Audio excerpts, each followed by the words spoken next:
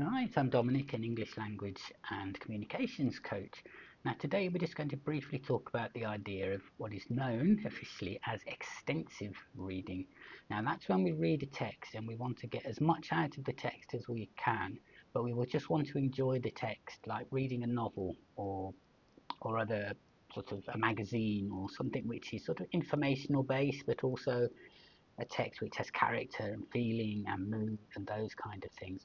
So then when we read, we're reading to gain a much more global picture of what the text is about, to gain a broader understanding of what the text is about, and then our reaction to it. So it's kind of the leisure reading idea that you sit and you bury yourself in a book.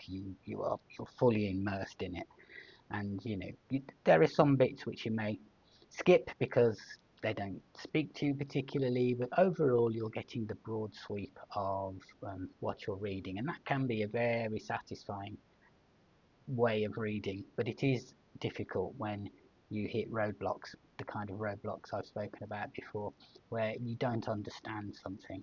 But if you're reading something extensively, you're engaged with it, and you're putting yourself into the process and extracting as much as you can, and that's a very valuable thing. I've mentioned this in other sort of videos, that when you read for fun, because you can allow yourself more time with the documents, it's really useful if you can mark the words you don't understand, underline sentences, carry on reading if you can, or if you really reach a roadblock in the text that you can't get around, then take time out to examine, to explore, use a dictionary, whatever you need to find out what the meaning is so that you can carry on with the context.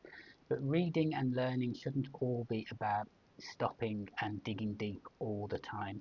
Sometimes you just need to go with the flow. You need to enjoy what you're reading as much as you can. I will tell you, I read many novels, in my early 20s, and I struggled with them, but I pressed through, and then when I came to read them, 4, 5, 6 years later, after most of my studies, and I understood them in a new way, and it was like reading a new book. So it's a good way to double your library, but also it shows you how we all evolve, and what we bring to a work or to a novel changes, and what we bring to our understanding at work in professional context changes as we gain experience. So it's always good to revisit things. But try and enjoy some fun reading where you apply yourself and get round as many roadblocks as you can, and then just address the ones that you really have to. And if you need help with roadblocks, then DM me, and we'll see what we can do. Thank you.